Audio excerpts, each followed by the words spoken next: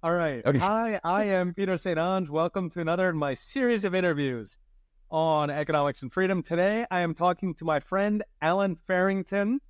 Allen's a co-founder of Axiom Capital, a Bitcoin-focused venture capital firm. He is a philosopher. He is a brilliant economic historian, and he writes viral articles about the power of the monetary system to build or destroy civilizations. You should Alan, be my thank hype you for man. coming That was the on. craziest introduction I think I've ever had. I think I give myself brilliant reader of economic history. I've spent a lot of money on economic history books. I don't think I quite qualify, but thank you. I'm glad that you have that impression at least. No, you do. I love economic historians. Like modern mainstream economics is it's like it's like the 1500s where really science to a large degree was debating how many angels are on the head of a pin, Yeah. right? And then we got into the Renaissance and then things took off. But I How think many that's really angels where can we dance are. on the head of aggregate demand? It's basically Yeah, where we're yeah, at. bingo, right, exactly. Like it's head of the clouds. It has no bearing on reality. Paul Krugman won his Nobel for a paper that he literally said this has no bearing on reality. It's just a simplified model. You should not use this for policy. Of course, it was used for policy because that's how the game works. But it's just a complete joke. It's like this priesthood that has no bearing on reality. And then meanwhile, of course, they can't see 2008 coming, right? Like during COVID, we had these lockdowns, and there were some of us who were saying this is a terrible idea, and they were like, no, this is That's not what the model shows.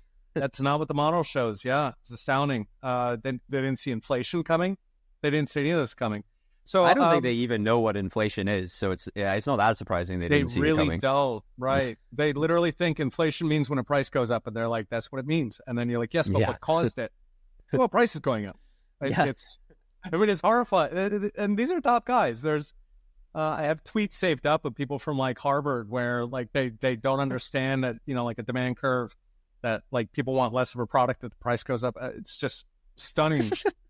But that brings us to, so you're a philosopher by training. How did you get into economics? How did you get into Bitcoin? Cool, yeah. So the Bitcoin story is a lot more interesting. We'll come to that in a second. The economics one is kind of mundane. I'm not sure what you were expecting me to say in answer to this. What was economics downstream of Bitcoin for you? No. Completely the other way around. Economics well predicted Bitcoin. So I mean, you'll find this. You set it up really nicely. Actually, you'll find this pretty funny. That originally got into basically my dad is the answer, right? My dad showed me Austrian economics, and everything made sense. But why that happened, I think, is the funny part. So I don't know what it's like in the US. So I live in Scotland. I grew up in Scotland. Economics is offered in high schools, but it's not very common. Very few people take it. Like probably a lot of schools, I think, don't even offer it. It's like very sort of fringe, as like you only do this in your final few years of high school because you're like filling out your, the classes you have to take kind of thing. It's very much not core curriculum. But I did it in my second last year of high school, so I would have been probably 16 or something like that. And as you can imagine, it's like even more dumbed down than what you would get in undergrad.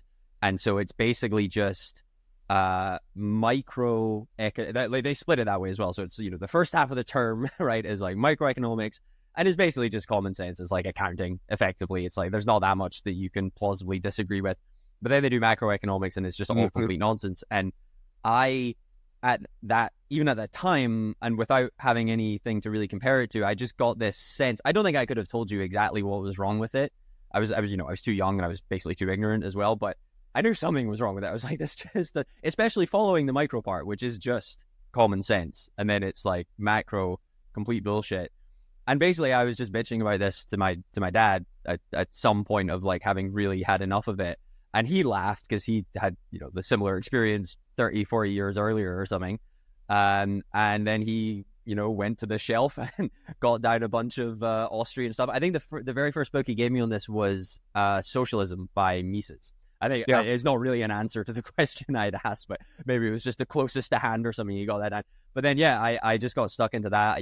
I tried to nonetheless pass the exam for this ridiculous course while acquiring real knowledge on the side.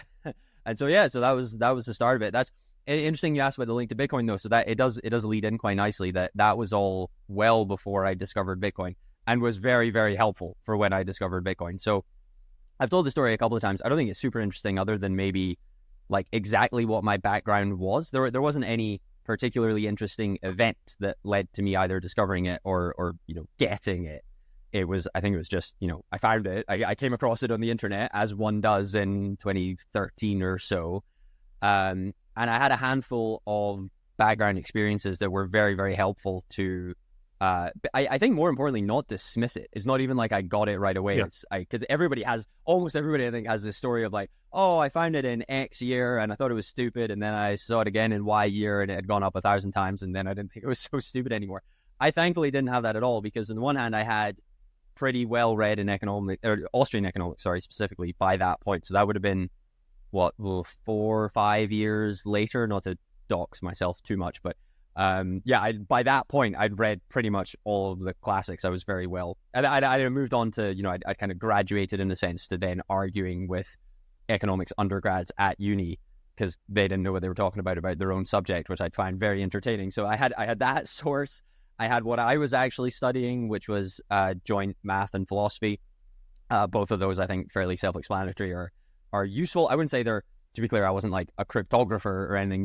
None of it was directly could be applied, but it's more like the modes of thinking I think are really helpful for appreciating various aspects of Bitcoin. And I think the final thing that contributed to it was the only real job I'd had at that point. So by that I mean like not minimum wage. I worked in a burger store flipping burgers. I like parked cars. I did all that kind of thing while I was a student. But the only real job I'd ever had was as a software engineer. I don't think I was particularly good at it. I didn't pursue that as a career, but I did it and they paid me, and that was nice. And so obviously that helped in my understanding as well. Yeah, that's a great point. What you said about micro versus macro, and they even talk about this in mainstream, how micro and macro economics are built on completely different models. Like they have nothing to do with each other. Yeah. And this is debated. They call it the neoclassical synthesis, and they try to figure out. So can I jump in here though? You'll find this hilarious. So I have this in joke, and I won't dox my friend as much as I really, really want to. I think maybe one day I will, when he's rich enough and retired and whatever, and he's out of the public eye. But I have a very good friend who studied PPE at Oxford. He's also since been kind of, I wouldn't say quite orange pilled. I think he almost has too many interests to get into Bitcoin specifically. But I think I at least contributed to Austrian pilling him for sure.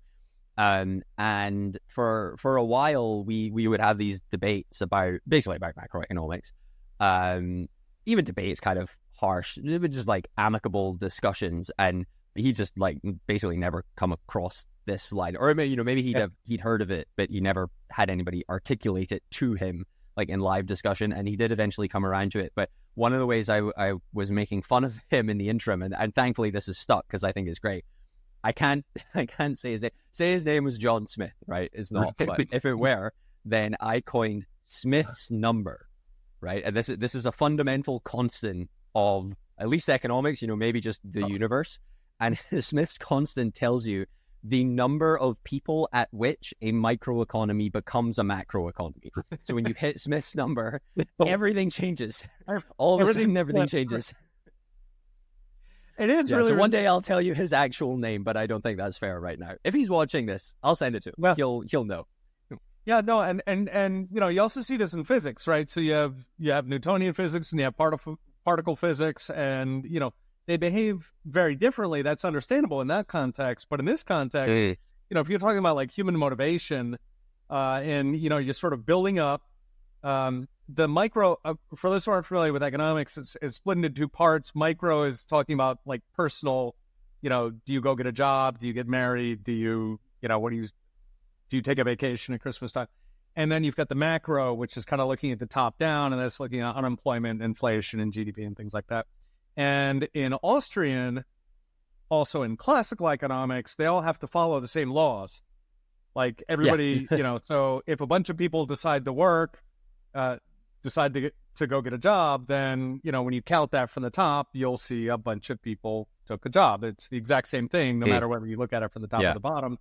That's true in classical economics. That's true in Austrian, which I think is really just classical economics. But Keynes is this special, exactly what you're describing, that there's some magic Smith's number where everything just flips, and it's like, black is white, up is down. And of course, the reason is because it's more helpful for government for it to work that way. And, government is who pays their salaries. Almost all professional economists are paid by governments ultimately. And so coincidentally, they happen to come out with the pro-government perspective. But something you said, one of the, I think, mysteries for a lot of people is why so many in Bitcoin tend to be Austrian economists. And I think that's exactly it, right? That internal consistency.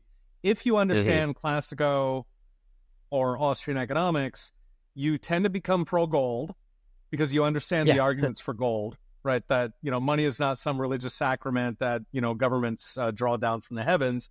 It actually has features. It's portable and divisible and fungible and so on. So you tend to be open to gold.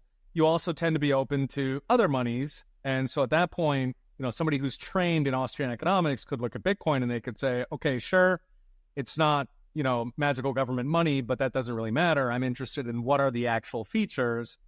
And not all Austrians like Bitcoin, right? Like most of it tends to correlate by age, right? So like any Austrian economist over the age of 60 tends to be very skeptical of Bitcoin, and they like gold.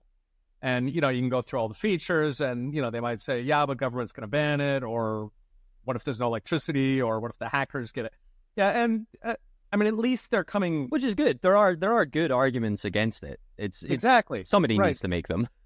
Yeah, they're asking the right questions. But on the other hand, when you talk to a Keynesian, or, somebody like Peter Zehan with the negative $1,000 price, he's smart in other contexts. But anyway, there's I don't mean to jump around too much, but I can't help but pick up on this point. There are so many people. There needs to be a name for that. Maybe there is, and I don't know it. Maybe we can coin it now if there isn't. There are so many people who everything they've ever said is really interesting if interpreted as being about Bitcoin, except what they've said about Bitcoin. Yeah. There's so many people in that camp. I don't know if this is exactly that. Rothbard has a term for it. He calls it Friedman's Law, because Milton Friedman is perfect on every single topic except the one that he's known for, which is money. Yeah. He's horrible on money. He wants a central bank. Yeah. He wants, gradual inflation. I like it. Yeah. Let's see if we have inserted it into the meme sphere. It's Friedman's Law as of right now. Anytime you see someone like Zian or like Taleb is who I usually think of as like, Friedman's Law. There we go. But yeah, everything else is perfect.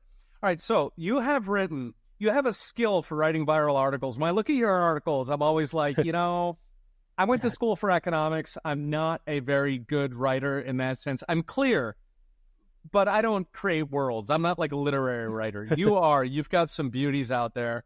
Oh, thank you. So talk a little bit about, in 2021, you wrote a series of papers that I think are sort of companions. Yeah. They're the ones I think you mean, yeah. Yeah, so can you talk a little bit about those?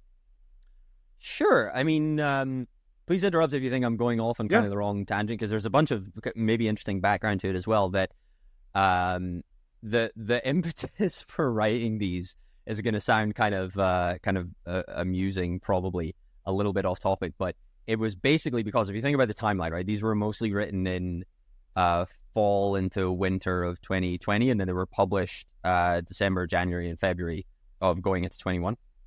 And the reason I wrote them was basically because I was locked in my house and I wasn't allowed to do anything else. And I was thinking about this a lot. And therefore, I just started writing about it. I don't know if that's what you meant, but that's why they exist. No, it is. I was going to mention, I think it's Machiavelli who wrote, he was in prison. I can't remember why. I think it was treason. So you're pretty darn close to the Machiavelli storyline here, but yeah. Well, wasn't, I embarrassed myself getting this wrong. I'm pretty sure Newton wrote the first draft of the Principia because he was escaping the plague. He may have. Not that I'm Newton-esque, to be clear, but there are some parallels. course, Marquis de Sade also wrote his works in prison. So yeah, there is a storied history there of people like you. All right. Okay. All right. So you were effectively under house arrest in Britain, and you wrote these articles. Yeah. So there's three. So it's Wittgenstein's Money, Capital Strip Mine, and then Bitcoin is Venice. And that's kind of sneaky because Bitcoin is Venice it follows them sort of thematically and rhetorically, I suppose, but it's a very different sort of flavor to what I'm trying to do with the first two. The first two are basically, this is actually reflects the writing process too. The first two are basically one article, but they just got too long. I'm like, I need to split this out. I need to have kind of clearer demarcations as to what's going on here. Right. And the idea that I was pursuing in the first two, which makes me not at all surprised that you liked it. So thank you very much. And this is, hopefully I'm advertising it appropriately to the audience, because I don't at all think it's not like a good, gentle introduction to anything. It's dense. It's like, I typically, following from your very kind description of it, I think arguably too kind. I really only care about writing things that basically I would want to read.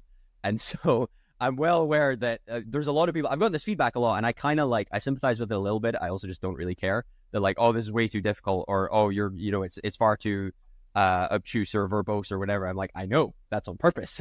Sorry you didn't like it, but whoever told you to read it was, blame them. Like, they shouldn't have done that. So with that in mind, the idea with the first two, with Wittgenstein's Money and with Capital Strip Mine, was basically a challenge I set to myself. It was that I want to reason out basically why you should care about Bitcoin, like why Bitcoin is serious and real and not a joke, and like what the most important economic implications of it are. But I wanted to do it without citing really anything. So it is all basically Austrian. Like there's no economic insight in there. I don't think. If you want to suggest there is, then that would be great. But it's all kind of recycled Austrianism. There, to be fair, there's like a little bit of complexity economics in there. There's a lot of like historical perspective as well, but I really don't think there's anything original. But the point was, I wanted to see if I could do it without leaning on external references and just in plain English, like completely from first principles, reasoning out for however long it took, and it took a while. It probably, like, if you go by Medium, it probably takes an hour and a half or something to read those two. Just reason out the case for it. It's basically the case for Bitcoin, but with as much, at least, attempted economic rigor as possible. And then you'll probably want to discuss these separately too, but then Bitcoin as Venice is kind of tacked on almost as like an epilogue. It's like, now that I have won, now that I have conclusively proved this beyond any doubt whatsoever, let's just be totally over the top rhetorical and see if that appeals to people as well. So the point there is, I forget even how many. I could probably list them and it would come to me. I think 6 metaphors for how to think about Bitcoin that I state up. I want to be as clear as possible about this. I state in the introduction, these are ridiculous and romantic, and you should not take them literally. And yeah, that's by far the biggest objection to this, which I don't take seriously, because I told you. Yeah. So right. There you go. Yeah. You warned everybody ahead of time. But I think that probably most of the people listening are going to be gold bugs, but they're not necessarily going to be on board with Bitcoin. I think a lot of people are coming over now. Generally when the Bitcoin price goes up, you tend to get a lot of people who become more interested in it. This is how the world works. Yeah. But, when I read Bitcoin as Venice, for example, it struck me even more than Bitcoin as sort of about hard money, right? That you're talking about, like, what, how hard money contributed to Venice's success. Venice was, of course, one of the most... that's part of it. Yeah. Yeah. So can you walk people through a little bit? What was the role of hard money? Like, where did Venice sure, yeah. Well, I think it's the point I'm making there is a bit more expansive than that. And actually, I'm slightly deliberately dodging the question so that I don't out myself as an inadequate economic historian, because I'm not entirely sure what the answer to that is. I actually have a whole bunch of books over there outside the shop, but there's a whole bunch of economic history books I would go and grab if I wanted to know the real answer that I could refer people to. The point with Venice, and actually this is where the idea for the article came from. I thought of the title first, and then I wrote the rest of it. Was that in having read up a decent amount of economic history in general, but also on Venice, because Venice is I think uniquely interesting and significant in the lead up to modern economic history. We can get a bit more into that if you want. I'm not completely ignorant on it, obviously. But in reading around it, realize there are so many parallels to Bitcoin, none of which are really that serious, but none of which are, I think, completely imagined either. I think there is a connection there. It's intended very light-heartedly. It's not supposed to be making any kind of profound point beyond grabbing people's attention and encouraging them to use that as a jumping off point to think about Bitcoin more seriously. So that also maybe explains why I think it's a nice kind of coda to the more serious, more almost academically minded first two articles in the series, that it's like the hook to get people to dive into not just this, but the entire, canon of good Bitcoin writing, basically. So for Venice itself, there's a handful of things. I may even forget some of these, and they'll come to me as I'm going through it. I think the most obvious one is that both Bitcoin and specifically medieval Venice, this is no longer the case due to advances in military technology primarily, but medieval Venice was very, very cheap to defend and very, very costly to the point of basically impossible to attack. So the Venetian Republic stood for 800 years without Venice ever being physically conquered or even successfully invaded. There was a couple of close calls in terms of blockades of the lagoon and things like that, but they could just never, until Napoleon, effectively. Until Napoleon, nobody could ever conquer it. Napoleon was the first and only person to ever overthrow the political institutions of the Republic. And obviously Bitcoin has amusingly similar properties, right? It's not a city, that's not the point being made, but its design is such that it is very, very cheap to not even really defend, but more just operate. And it's very, very expensive to attack, to the point, again, where it's not entirely impossible. I guess you could say Venice wasn't entirely impossible to attack either, but it's very, very difficult. And the thinking is that in both cases, what that leads to is a very strong incentive to capitalism, would be one way of putting it, peaceful cooperation, the direction of energies not towards violence, but actually embracing this profound protection against violence to peacefully accumulate capital instead. And so that's kind of the romantic element leaning into Bitcoin that hopefully we can, I mentioned I do know a little bit about the economic history. Venice is arguably the linchpin for sprouting at least not industrial capitalism, but commercial capitalism within Europe. It was the avenue via all the relevant ideas were imported from, I guess, what we now call the Middle East. I'd even further beyond, I mean, some of them ultimately go to India or China, but all of which condensed in Venice due to its commercial connections elsewhere in the Mediterranean, and then sprouted into northern Italy, sprouted into the Low Countries, eventually basically all of modern European economic growth, which is frankly just to say all of European economic growth, I guess, excluding, what happened under the Roman Empire. Ultimately, I think, at least in terms of tracing the ideas, leads back to Venice. And so the romantic image is, well, hopefully Bitcoin can have the same impact. So I don't know if you want to drill into that a bit. There are a few other amusing connections I can highlight that round out the non-thesis around this. A word from our lead sponsor, Unchained.com. The holidays are coming. It's time to think about your annual IRA contributions. And the IRA is an investment vehicle that can save you a lot of taxes. And with Unchained, you can hold real Bitcoin in your IRA, get access to trading, inheritance, and loans. And it's the only company where you hold the keys and can verify that your Bitcoin is not being relent like banks do. We've seen futures-based ETFs underperform holding your own Bitcoin, so why settle for less? Book a friendly consultation at unchained.com/IRA. Now back to our show. No, I mean, I think that's a beautiful metaphor. I think you and I would agree that, two of the key features of Bitcoin that make us excited about it over, say, gold. Of course, gold is also hard money that, is good for property rights, good for economic growth, all these. But two features that Bitcoin has, two key features, is the sort of immunity to attacks from the outside, specifically by nation states, right? Gold is almost uniquely easy to attack because you necessarily have to centralize it. Like you can't tell everybody I have a gold-backed currency and the gold is hidden. I'm not going to show it. Yeah. That's not going to pass the market test. You have to tell everybody where it is. You have to surround it with walls and alligators, and maybe you have to have a camera on it. And government can very easily find it. So that vulnerability to attack, and then the second, of course, is transaction costs, where Bitcoin, like if you try to pay your monthly Netflix bill with gold coins, that's very difficult. So again, you have to centralize it once you centralize it. And that's a fascinating metaphor for those. Of course, Britain, from say the 1800s on, Britain in many ways took up that torch, right? So, Britain had similar geography. It was very difficult to attack. Many tried, many failed.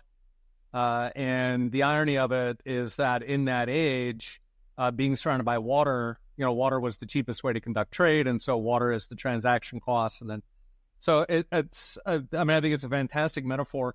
I am curious what other parallels you see between Venice and Bitcoin. Yeah, I assume that's the most important one. I'm now wondering if I can remember the rest. So the second one that's super interesting. They get sillier basically. I mean, even the first one is kind of silly, but the next one is the governance mechanism. So I won't even attempt to explain the Bitcoin governance mechanism other than to say that it is extremely complicated. It is so complicated that arguably nobody can accurately define it because it's simply not well defined. It's very, very difficult to change without near unanimous support for whatever change is being proposed, it's almost like a culture, but if you didn't have this sort of dominant media and whatnot. So if you take like a culture from 800 BC or something, and you ask like an emergent culture, how do you change that? It's extremely idiosyncratic. There's a lot of different relationships going on, but but which ultimately protects it, right? If anything, that's arguably a subcategory of its cost of defense. It's somewhat abstract. It's not like doesn't protect you against wrench attacks or anything like that. But you can think of it needing to be defended against corruption, say like institutional corruption, as opposed to just on a holistic basis rather than an individual holding Bitcoin. And so that lends to its innate conservatism, I guess, but also therefore its reliability as something that you could consider valuable as money in the first place. So it's really as fundamental to the entire value proposition. With Venice, it serves a completely different purpose and it manifests in a completely different way. But I don't know if you. So by the way, I can just pose this to you. Do you know how the Doge of Venice was elected? Oh my gosh, I read it at some point. I think it was an aristocracy, but I'm assuming there were some unique features to it, given that you're asking. Yeah. So basically, it was like I should preface. I don't even know what I'm about to say is like my best guess because I don't remember all the relevant numbers. It is so ridiculous, but it's similar in the sense that it's such an absurd process that it was designed that way in order to be impossible to game, and I think that's basically what they have in common, right? The culture around Bitcoin development and soft forks and consensus around the protocol, ultimately the point is that I wouldn't say it's impossible. I don't think you could really know that or prove that, but it's very, very difficult to game selfishly. So basically everybody has to agree. So whoever became the Doge of Venice was very, very difficult to the point of basically impossible to game. And it was something like the following, right? So there's like different classes of aristocrats, right? That's the starting point. And they have their different, almost like House of Commons type institution, like House of Commons for the lower band and then the House of Lords. And then there's this interplay. This is the part where I have no idea what the correct numbers are, and probably nobody does. Oh, you find it? Yep. Grok to the rescue. Okay. So, all right, they start, it's a 7-step process. 41 electors from the normal families, they elect 30. Yep. The 30 elect 9. The 9 elect 45.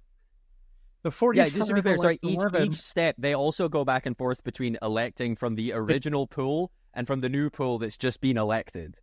So you got to... Yeah, so then the 45 elect 11. The 11 elect 9, which seems like, really, guys? And then the 9 elect 1, yeah. So It's intentionally. There's a heck of a lot of layers there. You can't possibly game that selfishly, other than, and you could arguably, it's very difficult to even predict, other than in such a case where everybody agrees anyway, and that's probably what the outcome should be. So that's another amusing one.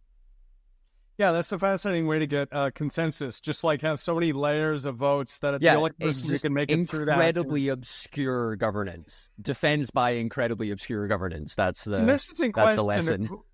Who would run Britain right now if we had that system? The whole point is nobody knows. You have to do it to find out. Well, I wonder if it would be like Jeremy from Top Gun or like somebody. All right. Okay. So, all right.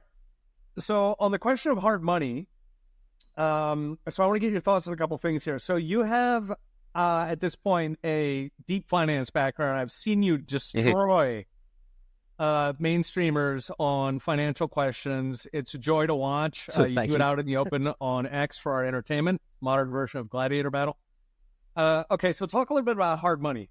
So how do we get from here to hard money? Is it necessarily, is it going to start as gold? Is it going to start as Bitcoin? What do you think the sort of most likely narratives are from here to hard money? I honestly don't really know. I hesitate to give this kind of prediction. And I know you're not asking this, but in particular things like, what is the price of Bitcoin going to be in XYZ year? You're asking something a lot more interesting than that, but I think I don't know for roughly the same reasons, if that makes sense. That I always think that's sort of what's interesting about what we're witnessing in the first place, that it's so that being the monetization of Bitcoin. To borrow something from a guy called Jesse Myers, if you know him. If you don't, you should look him up. He's a really, really interesting guy. He'd be good to get on this as well, by the way. Oh, yeah. Yep, I know him. Yeah, he describes it as a once in a species event, which I very much like, because it is just emphasizing as clearly as possible that there is no relevant precedent for this that you can possibly draw any knowledge from. And so and again, I know you're not asking me to do this, but just for for the sake of copping out in a somewhat intelligent way, there's no data that you can extrapolate to sensibly arrive at such a conclusion. And so that isn't to say that you can't predict it. I'm so wary of the mishaps that can follow from being overly confident in that respect. And I hopefully, that maybe the audience doesn't know this well enough, but hopefully well enough from my writing that exactly this is a theme that I hit on over and over again about sort of epistemic humility, you might say, like being clear about what you actually know and why, and what you can know and how. And frankly, that a lot of this is like a more philosophically pretentious way of putting it, I think, than most actual Austrian economists would do so. But I think it aligns very nicely with the methodological tenets of Austrian economics in terms of being clear about it. It's basically like, this is how in the book, at least, this is the route by which we eventually get around to debunking a lot of, at least in our opinion, debunking a lot of, quote unquote macro, right? It's like back to the, I'm remembering his real name, but Smith's number, right? It's like, there is no Smith's number because of this, because the things that they're claiming to know beyond Smith's number are in principle unknowable, right? That kind of thing. So with all of that stuff out of the way, I think on a longer time horizon, it frankly does just seem inevitable that it is the monetization of Bitcoin that brings us back to hard money. There could be a lot of very interesting intermediate steps, like something that I'm sure I'm sure the audience probably knows as well, Saifedean Ammous. I heard him say this a very, very long time. I want to say like 2017 or 2018, and it just stuck with me. It just seems like obviously correct and obviously interesting that the only real competition to Bitcoin in the longer and longer run is nation states responsible for fiat, for some or other fiat, basically wising up to what the threat actually is and making fiat sound. And he's, to his credit, he doesn't predict that will happen. It's just, it's like a hypothesis of what could happen. I think I'm very much on the fence of whether or not I think that's even possible. I think a lot of more hardcore Bitcoin Twitter type people, like the kind of dialogue that would play out there, would just dismiss this as like, nope, never going to happen. It's going up forever. They may be right about that. I'm not meaning to dismiss that either, but that is kind of intriguing to me that we may get to a point where so many fiat currencies are just destroyed relative to, and this is the key part, right? Because historically they've constantly failed, but now there's a a credible alternative that isn't just like yet another fiat currency. So if that happens enough times and the writing really is on the wall, I could see it that some particularly well governed country actually probably still as an intermediate step, frankly, but in an effort to like dramatically, their death throes, essentially clinging on to whatever control they can have, just fully reserving their fiat with Bitcoin and instituting all kinds of like essentially free banking legislation or something like that. So that maybe that's kind of an answer to your question. That could be an intermediate step before, 100 years from now, we're finally on a Bitcoin standard like we wanted all along. Yeah, I think you've got two interesting dynamics there, right? One of them is that really fiat money has been surprising throughout history. Like, if you write it down on paper, fiat money should not work more than like 3 hours, right? I mean, it should be instantly liable to overprinting. It should go hyperinflationary like overnight. And even from the very beginning of fiat money, which was about 900 AD in Song Dynasty China, were kind of precursors in Tang Dynasty. But even then, the conservatives at the time who believed in, of course, backed money, these were the Confucians, and they said this is an absolute joke. This is ridiculous. This is going to blow up overnight. And it lasted for a while. It did exactly what they said it would do, right? It went hyperinflationary. The economy collapsed because the government could live off of seigniorage, off of printing money, so it didn't need taxes. If your government doesn't need your taxes, you're in a very, very dangerous place, right? This is like being a slave when your master no longer has a use for you. What are they going to do with you next? They don't actually set you free. Sadly, this is not how governments work. But at any rate, that's... so you had hyperinflation, you had the economy collapse, you had endless war. This is, how you rally the people when they're really angry. You can also export young men. That then ultimately led to the Mongol conquest. So fiat money dies the way the critics say it will, but it can take a long time. I think that's what's shocking, right? And, where we are right now, depending on how we define fiat, I think certainly since the Nixon shock, so 71, we're looking at 53 years at this point. The average fiat historically has died after 27. So we're way overdue. But on the flip side, we've never had worldwide fiat. That has never happened before. Until Bretton Woods in 1945. But actually, maybe this is, sorry to interrupt, but this may be where you're going anyway. I think what's super interesting about that observation is that it's arguably the complete lack of an alternative, of a competitor that supports it. But actually, we do now have one, which is fun. It's kind of scary, but it's intellectually interesting at least. Yeah, and maybe part of the reason for the longevity is human lifespans. Like people, you see this in civil wars, for example, right? Where the Beirut Civil War, the Lebanon Civil War, it was going on. I mean, it was going strong for like 25 years. And all of a sudden, everybody was like, You saw it in Ireland, right? People were very, very excited about the troubles there decades ago when I was a kid. And all of a sudden, everybody just like got bored of it. People, I mean, it's weird. Like nothing. Your concise history of the troubles. I just got bored and it ended. But it's true. You look at civil wars and it's like they're going strong, and then all of a sudden, like everybody's heart just kind of goes out of it, and they're like, whatever. There was this march, like a month or two ago, where you had a bunch of Protestants and Catholics who were marching, talking about the crappy migrants they import, and it was kind of like nobody thought twice about it. These guys used to shoot each other, and it's sort of like at this point they look at each other like, what were we shooting each other?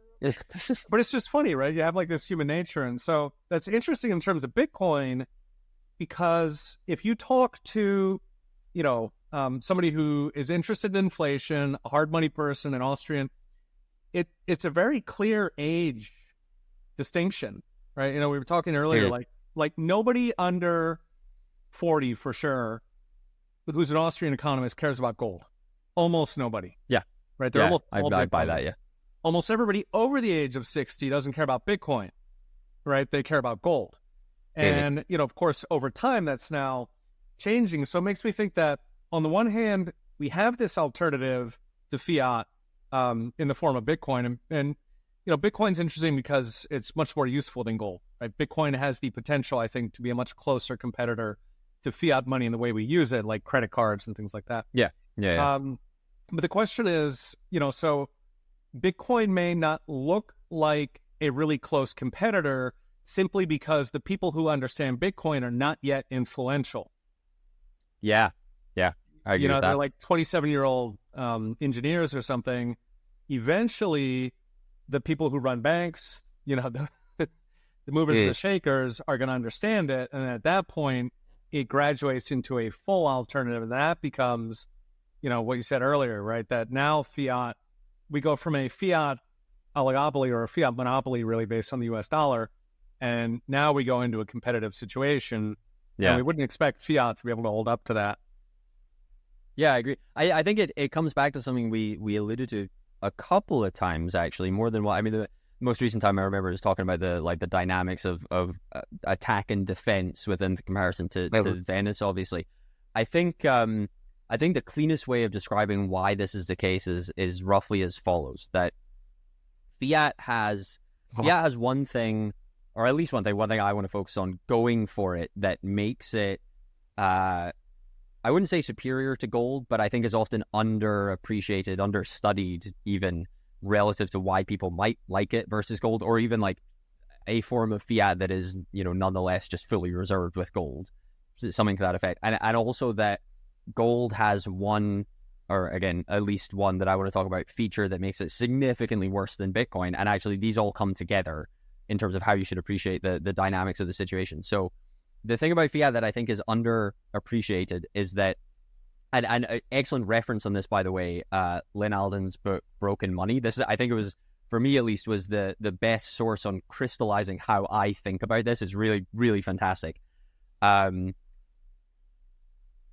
money, one of the benefits of, I wouldn't even say fiat, it's not intrinsic to fiat itself, it's more just modern money, regardless of what form it takes, is the integration with electronic communication, right? So you find that there's actually an enormous amount of utility, basically in the idea of separating payments from settlement, which if you're dealing in like specie, basically, or in coins, if that's the only kind of monetary medium you have, there is no such distinction. Yeah. As soon as you move, like, even before, any kind of electronic communications, but as soon as you move even into the realm of banking, like mass scale, they're banking supporting mass scale commerce, and, maybe Venice is like partly to blame for this. I don't know. You do start to disentangle these because you find that there is a difference, and actually the payment is significantly cheaper. And so you start to move away from, you start batching payments and settling later. And then that there's room there for corruption, essentially. Right. That then goes on steroids with electronic communication. And I think it's basically irreversible in terms of ever hoping to get gold back. And then that leads into the second comparison, which is that you might object, and I slipped it in a moment ago too, that, okay, well, you could still use, PayPal or whatever, you could use ACH, you could use all these electronic communication mediums with a nominal fiat. So, you're not actually sending gold, clearly, because it's like an electronic communication, but it's still 100% backed by gold. And I think that you could probably have a very drawn out, like, nuanced debate about this, but I think the very simplest reason why that will never happen is something you alluded to a long time ago, which is it's ultimately just violence, right? It's very, very easy for the state to violently destroy any real autonomy about using gold as a settlement mechanism, provided you separated the payments into some like electronic layer. And so that's where Bitcoin comes in, because it would arguably, again, massive debate you could have here, but for the sake of simplicity, all the good monetary properties of gold that would make you want to either use it as money, or in that kind of weird interim state, use it as like full reserve backing for some other issuance.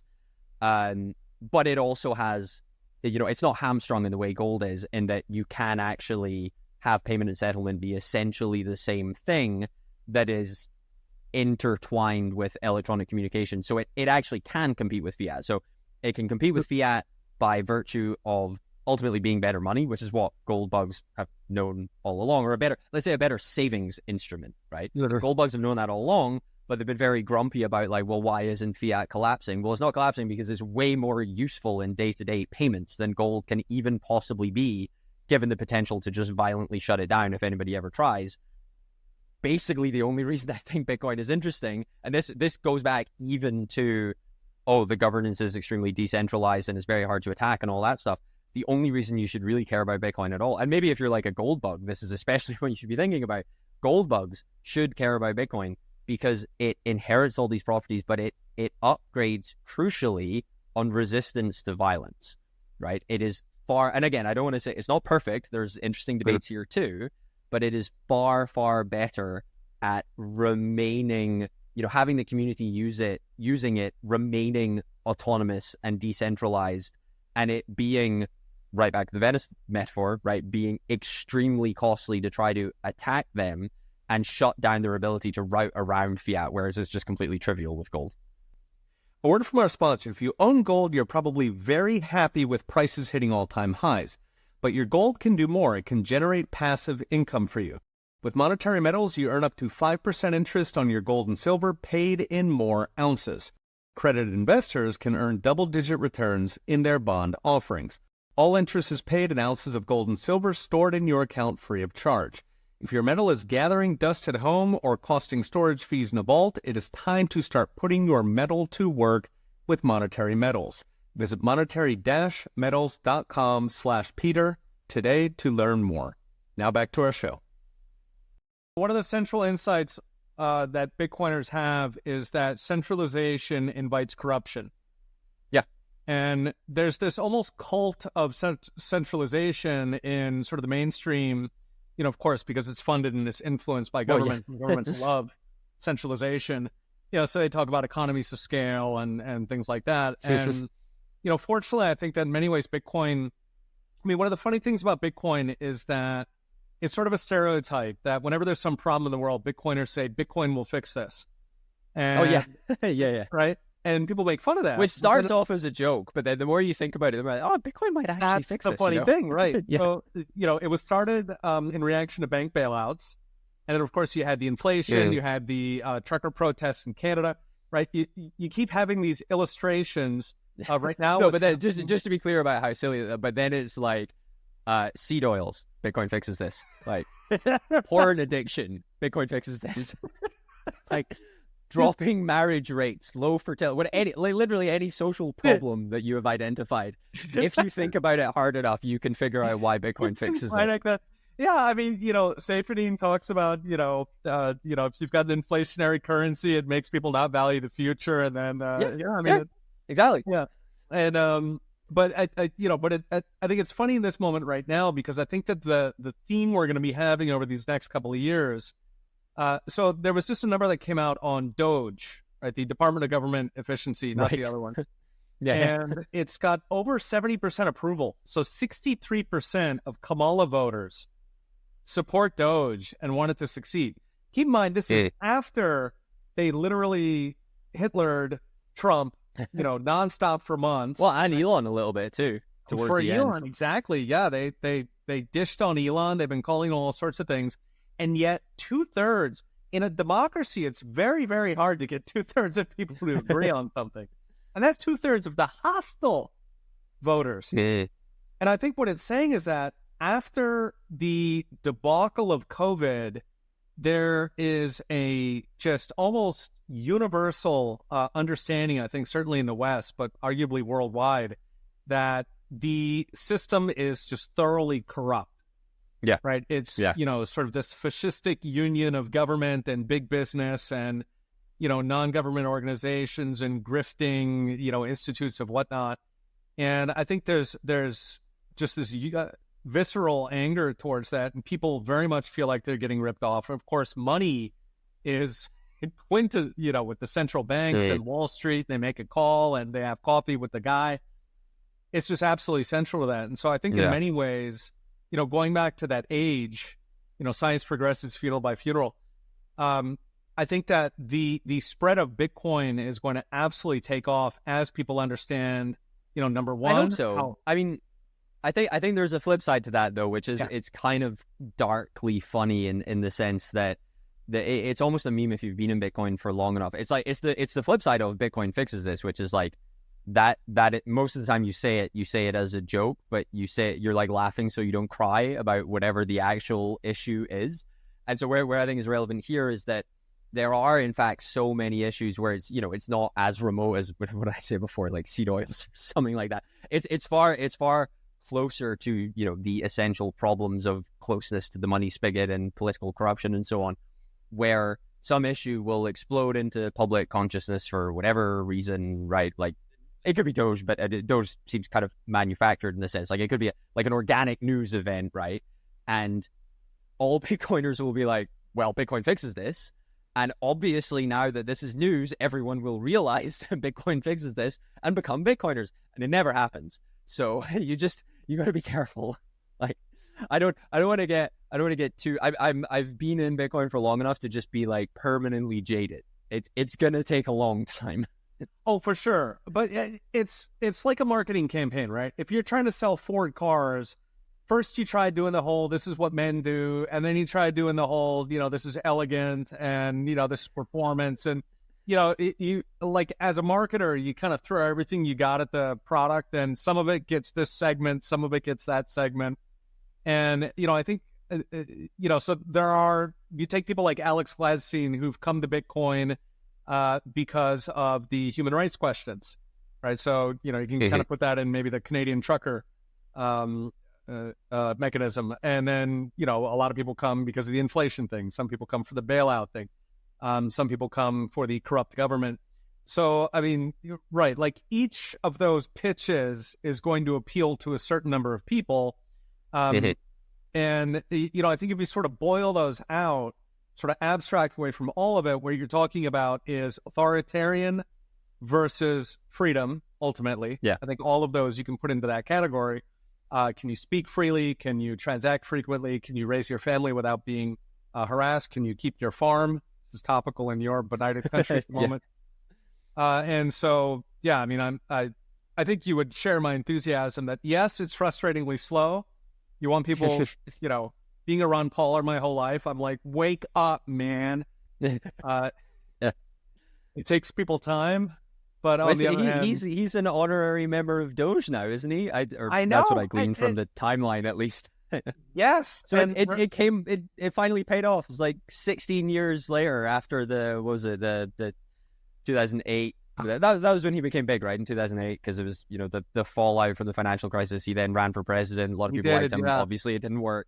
I'm pretty sure that's where you trace a lot of the Ron Paul fervor to. So it paid off in the end. Just 16 years later. Yeah, it absolutely did. Well, he stuck at it, and I mean, Elon is a fascinating person, right? Because he had always been kind of center left. Generally, the better educated you are, the more likely, you'll end up being center left, because universities are these sort of progressive madrasas. Yeah. I think for cultural reasons, basically, not for anything more intellectually appropriate than that. Well, and also, at least in terms of what you project, it doesn't need to be true.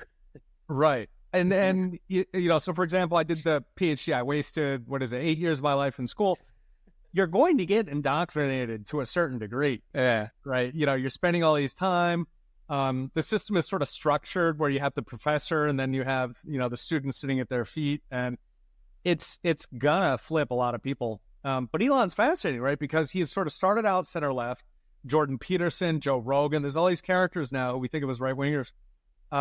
But they were open-minded. I think the libertarian argument tends to win, or really the liberal argument. Sadly, they stole the word. But that tends to win, I think, just because it is the truth. And, it sounds trite. There's a quote, that the truth will always be outgunned, but the benefit it has is that it keeps popping up again and again and again. And at some point, I sort of get that, Yeah. Do you know, I think I subtly disagree with this. I'd be interested in your take. And I'm like, knowing what I'm about to say, I'm wary of this being really unhelpfully philosophical. But this is what I think is actually happening. I don't think that. I think everyone you mentioned fits this perfectly. So Musk, Peterson, Rogan. None of them are currently, or probably ever, right wing as such. I actually think that, without going too deep into any of them individually, they probably don't even care so much about a particular political label. They have interests in their space that used to be left coded or like liberal coded. Probably not Rogan, obviously, but for Musk and for Peterson because of affiliation with universities, high society, whatever. For Rogan, more just explicitly things he says on the show. It's like difficult to pin him down too much. What I think has happened isn't so much that they've all converged on a truth or a set of truths. It's that, I hate saying that, you'll know what I mean though, but like the left, if people are just listening, I'm doing air quotes, like the left, like what I like saying the regime, by the way, I think that's far clearer in terms of what I actually mean. So I'll say that from now on, right? The regime became so much kind of incrementally more basically insane. But I know, I mean something more specific than that. It became more, it homed in on just clear untruths that it peddled as doctrine, that it accused you of being a heretic if you went against. And so I think the connection, this is where my subtle disagreement is that it's not that all of these guys and, a million more all found the same truth that was contrary to the regime. It's that they just couldn't bring themselves to peddle these untruths any longer. It's almost like they didn't really care what the actual, well, I mean, they probably cared, but like, it wasn't that there was a truth that they were really passionate about. It was that they're really passionate that these things are not true and they don't want to have to say they are any longer. Yeah, I think you're right. I think, so there's a dynamic where you have the sort of political cycle, right? So this is from Polybius. It's well known as the meme, strong men make good times. Yeah. And that's a 2,500-year-old meme from a well-known Greek philosopher. So it's good stuff. It's approved through tradition. But I think, if we sort of look at history through that, when you have a new regime, it tends to be very, very interested in popularity, because it's sort of running a permanent election to see whether people are going to accept it, or are they going to see it as legitimate. And inevitably over time, it becomes corrupted where, you've got the plebs and the patricians, and every regime is going to have a new set of patricians, a new set of elites. And those, in the beginning, all the elites understand that who keeps their heads on their shoulders is popularity, is people accepting them. But over time, they start to accumulate power. They start to sort of calcifies. They use the plebs, the commoners' resources to buy loyalty. Now they have private armies, maybe private armies of the state. But in other words, you have sort of pools of force that are not necessarily advocating for the regular people. Now they're only advocating for a subset of the people. They become progressively remote from that, and they start to serve only that elite. This was a discussion when, people in the U.S. were talking about, are they going to steal the election? And part of me was like, you know what, go for it, fellas. Because there's a funny dynamic where once you start stealing elections, so the reason you steal elections is that you ignore the other side's voters. But once you're stealing elections well and proper, you can also ignore your own voters. And every political party is a permanent civil war. You're seeing that with Labour in Britain right now. Every party is a permanent civil war between its voters and its elites. And once you start stealing elections, all of the voters drop out, not just the other side's voters, but your own voters. And now you are only serving this elite. And the elite is weird. They're like, if you look at evolution, for example, you have Darwinian evolution, which is very conservative. You have to stay alive, survival of the fittest. And then you have sexual selection. Sexual selection is weird, man. You got peacocks, you got all kinds of crazy. A peacock is not a very survivable bird. It's a terrible design. Right? It's really easy to see. It's really hard to move. It's dumb. But it's weird. Now, I guess it contradicts that they survive, but they don't survive in very great numbers. sparrows are obviously a superior design. But so, and I think that's what's happened in the U.S. is that they just went too bonkers. And as you say, you can trace each of these guys, and there's a specific moment, right? So Peterson was a left winger. In other words, he was part of the regime elite, and he was a professor at the top school in Canada. Yeah. In psychology, which is like 98% left wing. Yeah. And, he got attacked. He was a Christian. The elite currently rejects Christianity. And so he got in trouble over pronouns, which he, philosophically objected to. In Elon's case, it was one of his children who got caught up in the gender thing. You can sort of go through and identify which part of that elite capture ended up clashing with each of these individuals. But I think it's a sort of a fun dynamic going back to that political cycle and Polybius. He proposed that we sort of cycle through democracy, oligarchy, monarchy, rule of the people, mobocracy. And each of these, you have sort of this beautiful form when it first shows up, and then it eventually collapses, right? So you have the king of Liechtenstein, and give it a couple generations, and now it's North Korea. You can go through, you have oligarchy, Britain in a big reason why Britain took over the entire world in the early 1800s was it was an oligarchy. And indeed, you had some really, really impressive men who were running Britain and who were running the world, and that collapsed into an autocracy. So now it was just corrupt jokers. You go through to like 1900 when, they handed over India to Queen Victoria because it was losing money. I mean, it gets pretty sordid pretty fast. But that's sort of built into the regime. Jefferson, famously, he expected the country to have a civil war every 20, 30 years, and we failed him. We've only had one. We saved it all up for a big one. That's the question. But yeah, he actually expected that the political system would need to be periodically renewed. And, where we are now is, I think, going back to that 63% of Kamala voters thinking that Doge should basically nuke the federal government.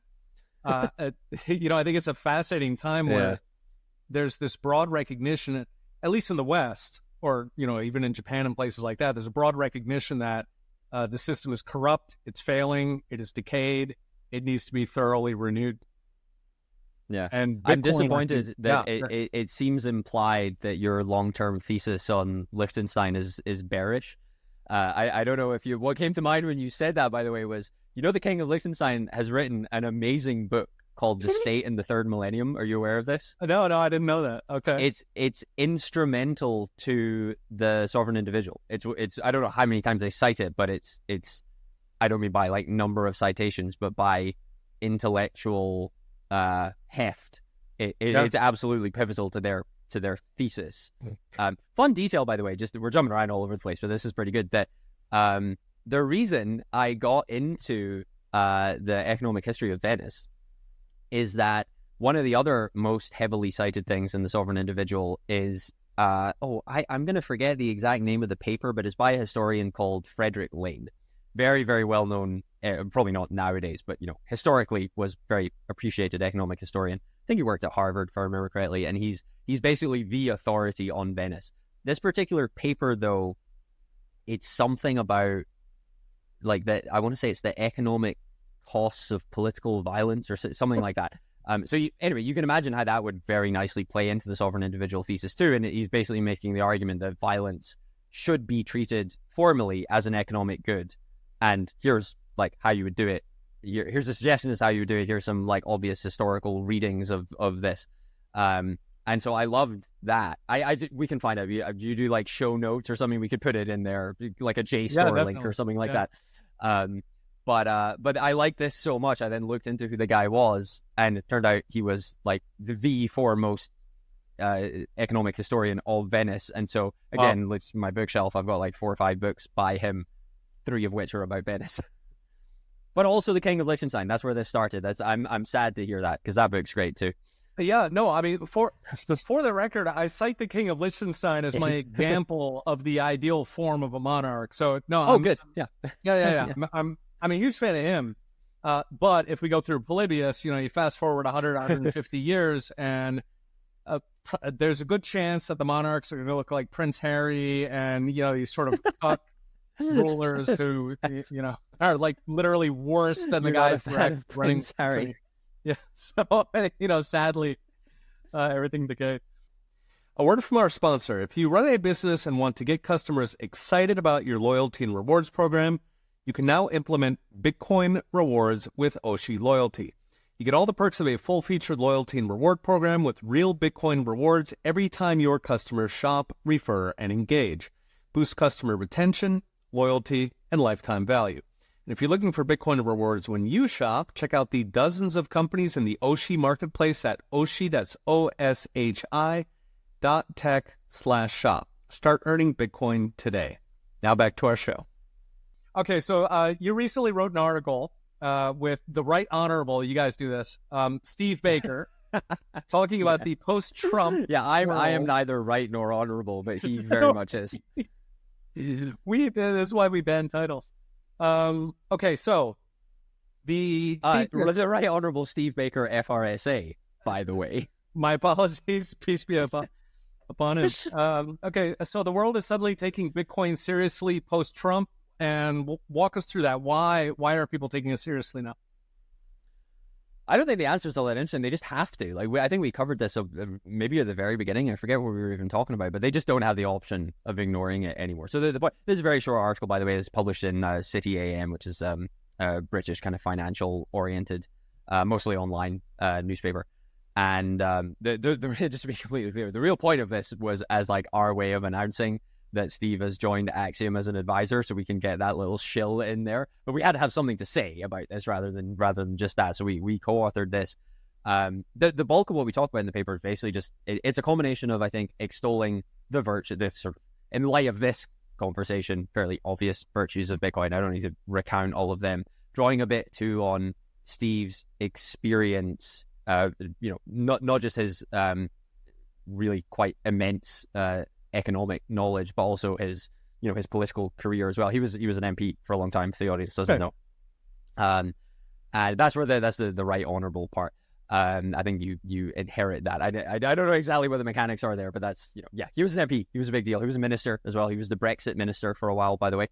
But he's the thing that we like to play up with him actually is that aside from all of that, impressive as that obviously is, he was the first person to ever use the word Bitcoin in the House of Commons. So that's the coolest link of all. So anyway, so drawing on his economics acumen, but also his political experience, to just paint the picture of how dire the situation is. The as in fiscal situation with fiat, something like Bitcoin is arguably necessary even out of context. But what we're back to the link to the title and everything, it's now just becoming unavoidable. You can't ignore it anymore as at least a candidate solution.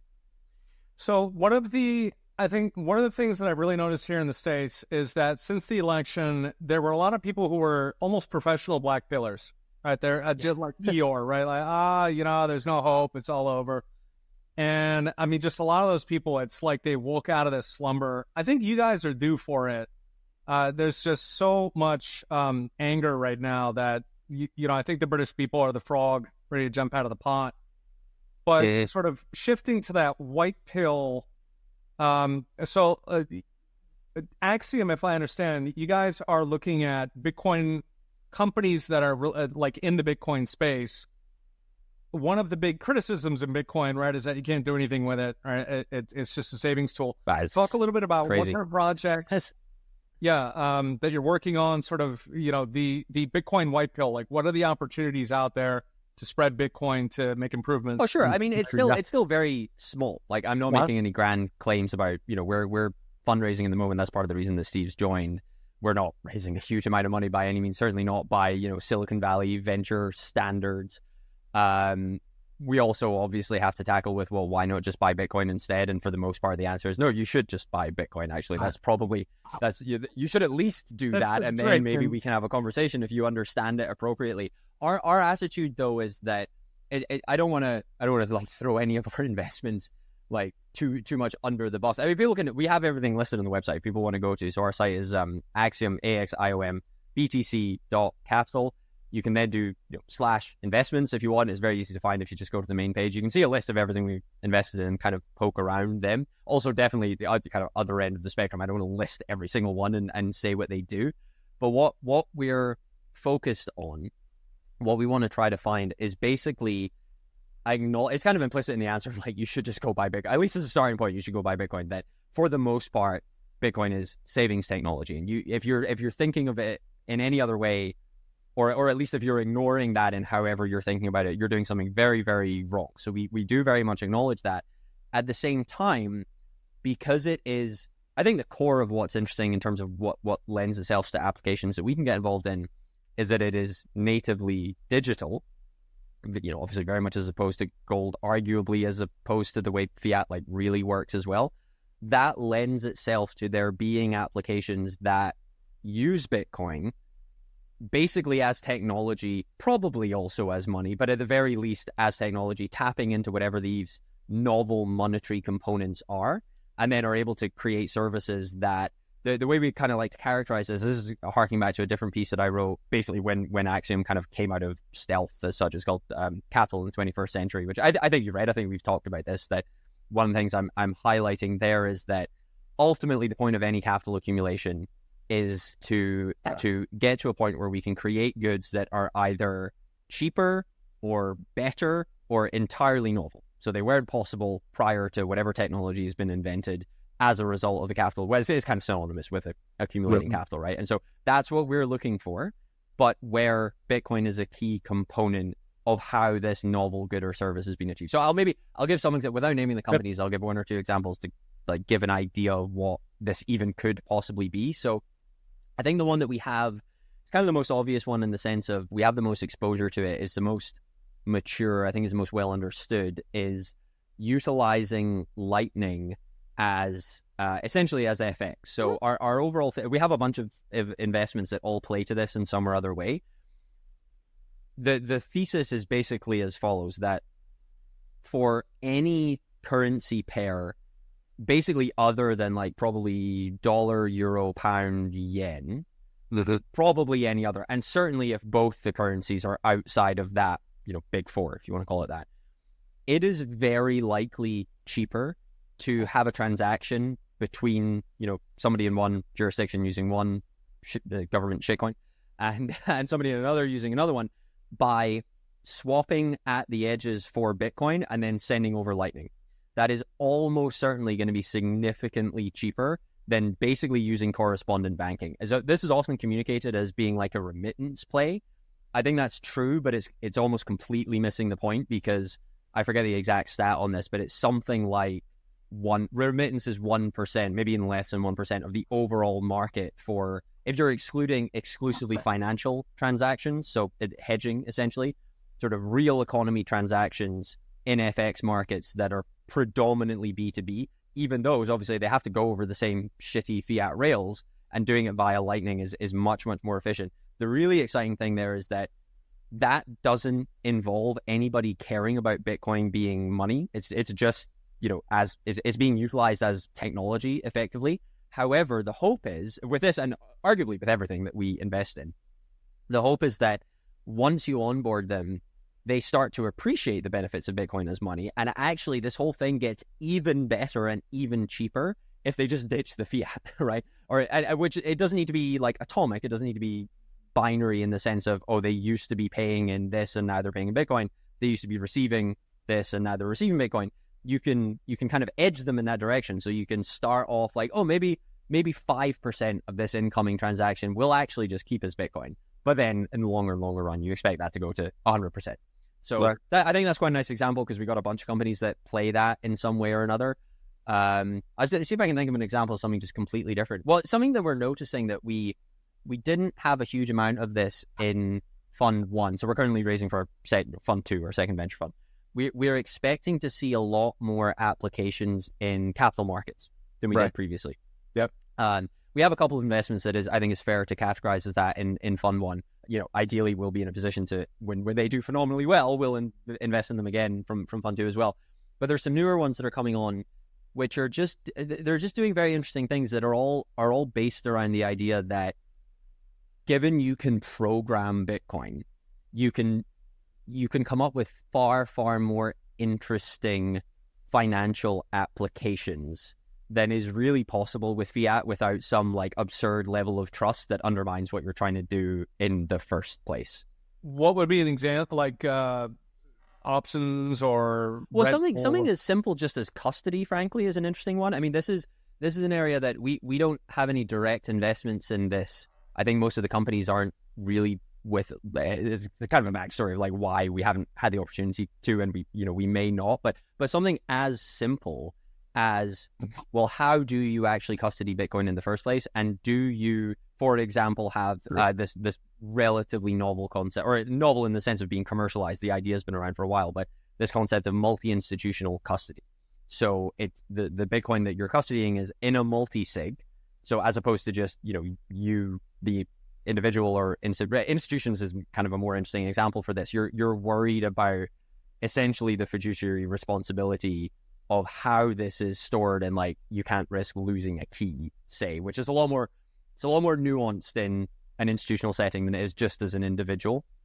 And so you may very well decide to structure your custody setup as multi-institutional custody, which is a multi-sig where other parties who potentially don't even know each other, like that can be a component of it, they have the keys, and then you can have, this can basically be as complicated as you want in terms of making it as secure as whatever your needs are, but also, being mindful that the complexity is kind of a source of insecurity as well. But basically there's kind of boundless options as to how you can do this depending on what utility you want out of it. And there just is no such concept in fiat. There is this is actually a really interesting point too. There's no such concept in gold. You can't multi-sig gold. It's just not a thing. The fact that you can do this with Bitcoin, and this is purely at the level of how do you store it, never mind how do you want to send it, as you alluded to, like how can you program options, functionality, like contract. I cringe to have to say smart contracts because that's just been so debauched by crypto bullshit. But the core concept, the core concept, which actually goes back to Sabo, who's a hardcore Bitcoiner. It's very unfortunate that they've like stolen his intellectual child, and it's like, the Godfather meme. It's like, what have they done to my? I imagine Sabo doing that with smart contracts, but smart contracts in Bitcoin are very much a thing. I mean, for example, I don't want to get like too weirdly abstract and jumping around about this, but like Lightning, which is the first example, relies on Bitcoin smart contracts. So the idea that like, oh, smart contracting, that's Web3 or whatever. No, it's a debauched version of it exists to steal your money in Web3. In Bitcoin, it's really interesting. It enables Lightning. It enables lots of other cool stuff. It even arguably enables something as what you might think as primitive and simple as custody, but it makes it a lot more interesting. So that's, but to get back to your point, sorry, just to round off that answer. Yes, absolutely. Things like pre-programmed options, and basically any financial markets contract you can think of. I think it's with the slight caveat that, this maybe doesn't exist yet. We maybe don't know the best way to do it yet, but the design space is fascinating and only gets more important the more Bitcoin monetizes. So I think this is leading back to one of the very first things I said on this topic, that we expect to see a lot more capital markets opportunities from Fund 2, in large part, not just because of adoption in general, but in particular adoption, as I kind of cringe saying this too, but institutionalization, right? Like the institutions are coming, except this time they actually are coming. Yeah, I think one of the, for me as an economist, I think one of the most interesting aspects of really crypto in general, I don't normally say nice things about crypto in general because most crypto are their main goal is to just steal your money.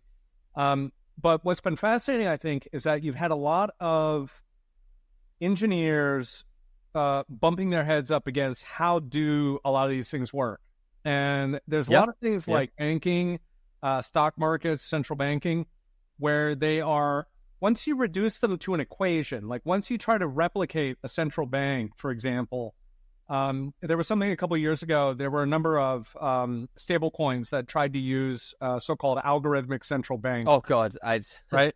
Algorithmic stable coins are just exactly. So and painful. It's fascinating. Well, I mean, they all collapse. Like obviously don't ever put your money in these things unless, you're just doing it as a joke, like Dogecoin. But what was fascinating is that when you see like what is a central bank fundamentally sort of boiled down, setting aside, steals money and the there's a lot of side things it does, bailouts. But the sort of core notion of a central bank is that they issue a bunch of tokens. Those tokens are used in a limited space, let's say Ethereum.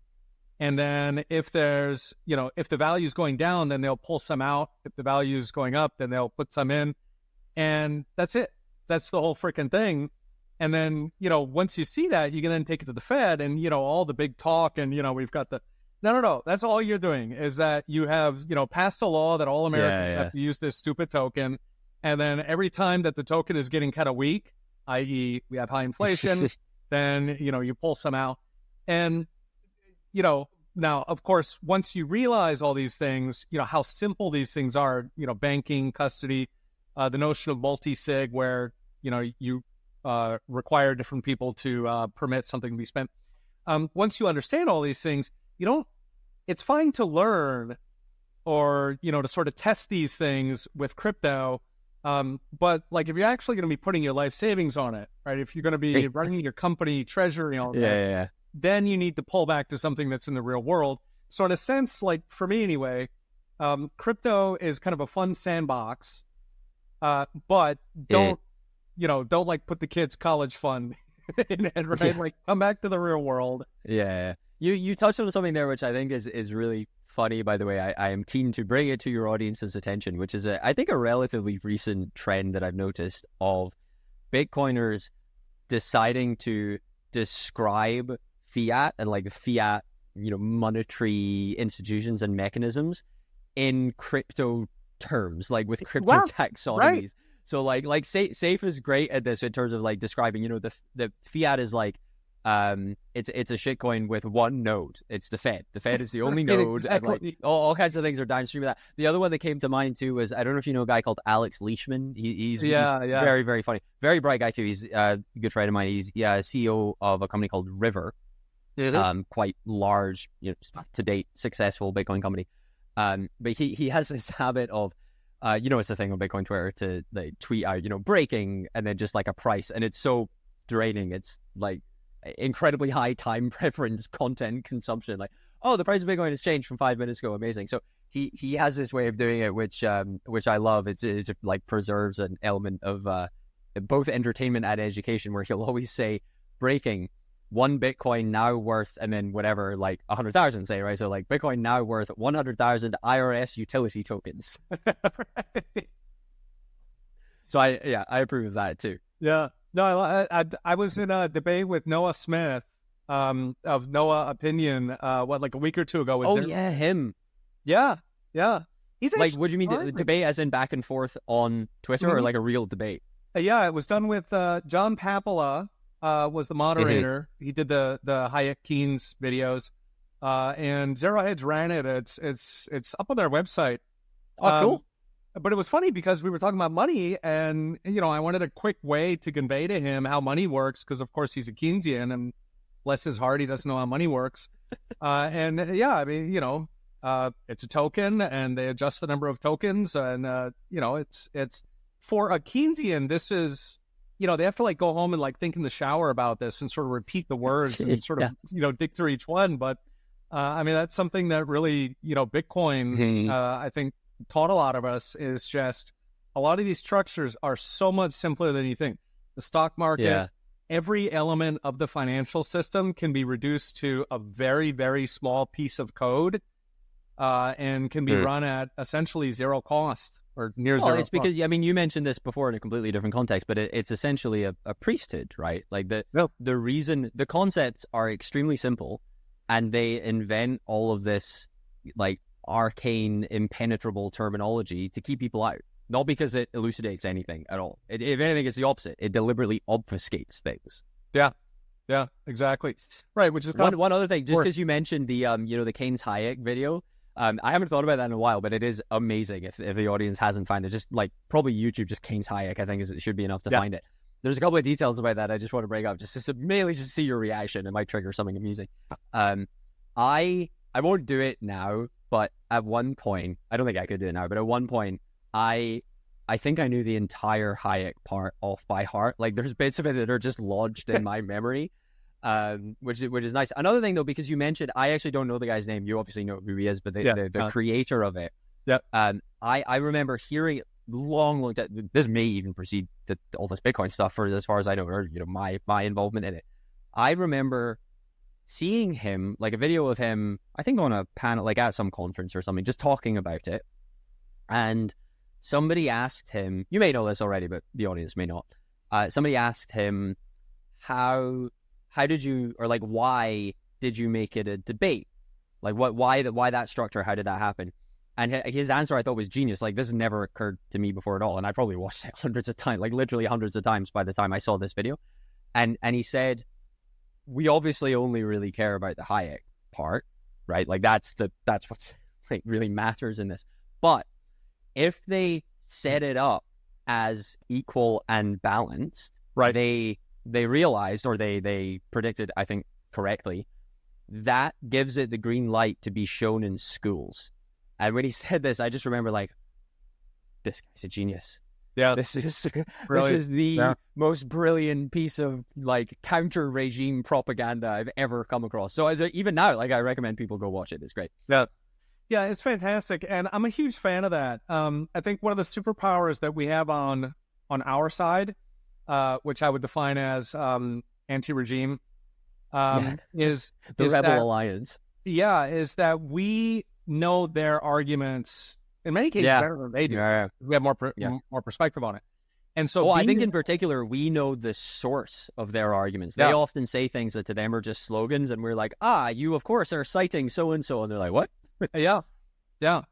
And so, I mean, I think we should absolutely use that. Of course, there's the opportunity, speaking as a rhetorician, you can always delicately slide things over a little bit so that, you say something that is so recognizable to them that they take what you say as a representation of what they believe. And then you very subtly, so this is kind of a Socratic method in a way. It's what would it be? If you're not actually interacting with the person, and I feel like that's closest to that. But yeah, you sort of subtly shift them over, which is what I think John did very artfully. All right, I have been talking with Allen Farrington. How can people follow your work? If you want to follow my Twitter shitposting, which is obviously one thing I'm known for, ALLENF32. I'm sorry, you've been calling it X the whole time. That's probably just so that you don't get demonetized. It's Twitter to me. So that's on X, AllenF32.